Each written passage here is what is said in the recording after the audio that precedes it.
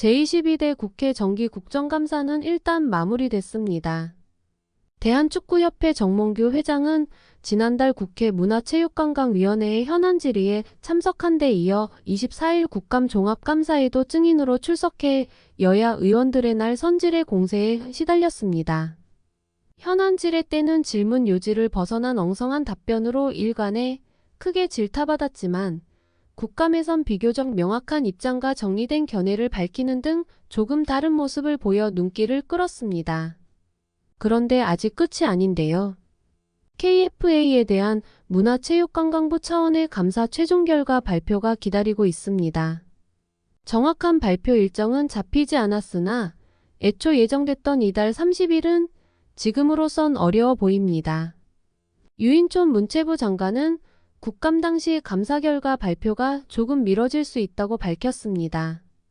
홍명보 국가대표팀 감독 선임 과정에서 불거진 공정성 논란이 한창 들끓던 7월 기초조사를 거쳐 실지 감사를 진행한 문체부는 감독 선임에 대한 조사 결과만 중간 발표 형태로 공개했습니다. 나머지 행정 난맥상에 대한 부분은 아직 밝히지 않았는데요. 문체부는 실지 감사는 거의 마무리됐으나 최종 단계인 정 회장과 면담이 마무리되면 시일을 정하겠다는 방침입니다. 29일 서울에서 개최될 예정인 아시아축구연맹 어워즈와 각급 산하위원회 컨퍼런스 일정도 고려됐습니다. AFC의 연례 행사 중 가장 큰 규모이자 한 해를 마무리하는 의미도 담은 터라 문체부가 굳이 이 행사를 망칠 필요는 없습니다. 최종 감사 결과에 대한 체육계의 전망은 분분한데요. 알맹이가 빠진 듯했던 대표팀 감독 선임 중간 발표와 딱히 다를 게 없을 것이란 예상이 있는 반면 일각에선 추상적 내용이 아니라 수치와 팩트 중심의 사안이 집중적으로 다뤄진 만큼 수위가 상당할 것이라고 보기도 하는 상황입니다. 정확히 어떤 내용이 담길지는 파악되지 않았으나 지도자 라이선스 이수자 선정 특혜, 심판 문제, 운영비 활용 문제, 특정 에이전시와 유착 의혹 등이 종합적으로 담길 것으로 보입니다. 실제로 문체부는 그동안 KFA가 프로 및 대표팀 감독이 되기 위해 반드시 소지해야 할 P급 지도자, 라이선스 교육 이수자를 선정하면서 일부 지도자에게 특혜를 줬다는 정황을 포착하고 KFA 담당자에게 경위를 캐물은 것으로 알려졌습니다. 국회 문체위 국감과 함께 문체부 감사가 관심을 끄는 것은 정 회장의 사연임 도전 여부에 적잖은 영향을 주기 때문인데요. 대한체육회 스포츠공정위원회 심의를 통과해야만 내년 1월 KFA 차기 회장 선거에 후보로 등록할 수 있으나 우선 당면한 감사에서 뚜렷한 하자가 없어야 정 회장은 연임의 당위성을 호소할 수 있습니다. 유인촌 문화체육관광부 장관은 축구 국가대표팀 감독을 새로 선발할 경우 홍명보 감독도 다시 지원해서 공정한 절차를 밟아야 한다고 밝혔습니다.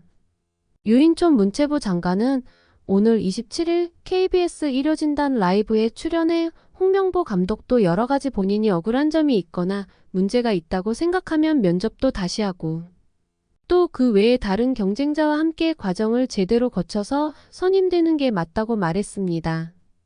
유인촌 장관은 또 최근 국가대표팀의 좋은 성적이 감독 선임 문제에 영향을 주지는 않을 것이라며 정상적인 과정을 거쳐 다시 태어나는 것이 좋을 것이라고 덧붙였습니다.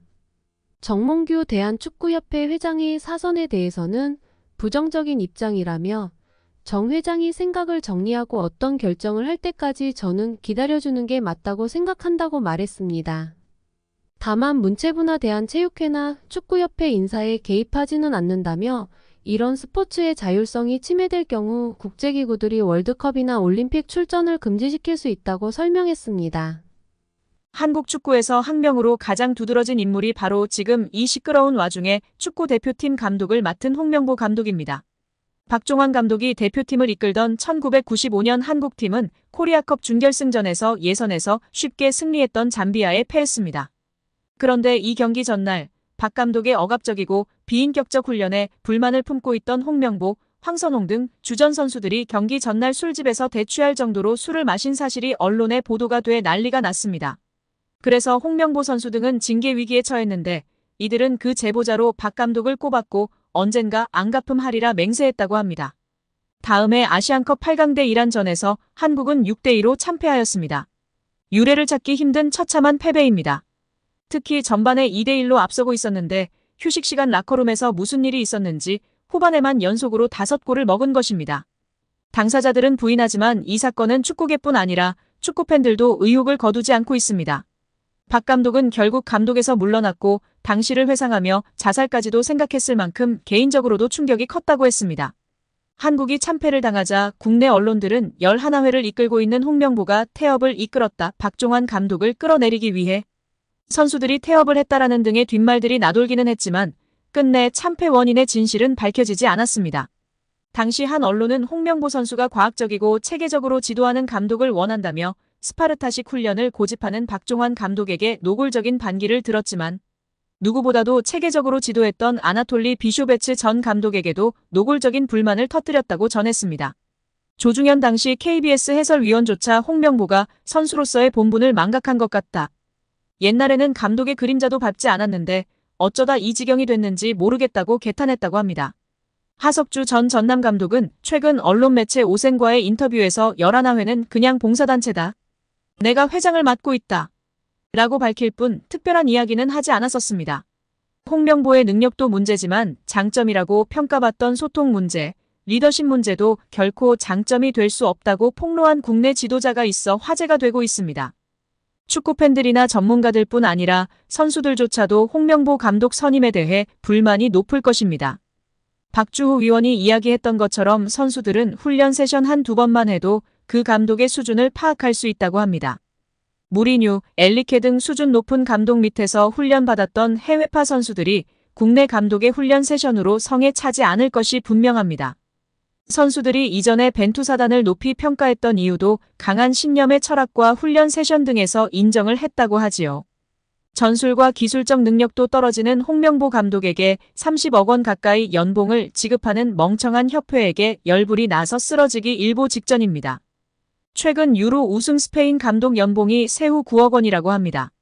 스페인 감독이 9억 원이면 물론 낮은 편에 속하지만 이런 사례처럼 훌륭하고 얼마든지 좋은 감독을 데려올 수 있기 때문에 유로 끝나고 코파 끝나고 더 알아볼 수 있었는데 그냥 의지가 없었던 것입니다. 홍명보의 능력도 문제지만 장점이라고 평가받던 소통 문제, 리더십 문제도 결코 장점이 될 수 없다고 폭로한 국내 지도자가 있어 화제가 되고 있습니다. 위르겐 클린스만 전 감독이 경질된 후 임시 사령탑 체제로 돌아가던 시기에 축구대표팀 스태프로 합류한 한 지도자 A씨는 유럽파가 감독에게 가장 원하는 요소로 소통을 꼽았습니다. A씨는 나도 국내 지도자로 선수들이 해외 감독을 원하는 분위기에 반감이 컸다면서 하지만 내부에 들어가 직접 부딪혀보니 이유가 있더라. 마냥 편하고 싶어서 외국인을 원하는 게 아니었다고 소회를 밝혔습니다. 그러면서 그 친구들 나름대로 합리적인 요구를 하면서 감독이 들어주는 소통 구조를 원하더라. 내용을 들어보면 결코 비합리적이거나 무리한 요구가 아니다. 충분히 할 만한 얘기를 하더라. 아무래도 선수들은 국내 감독의 경우 그런 식의 소통이 어렵다고 생각하는 게 아닌가 싶다고 말했습니다.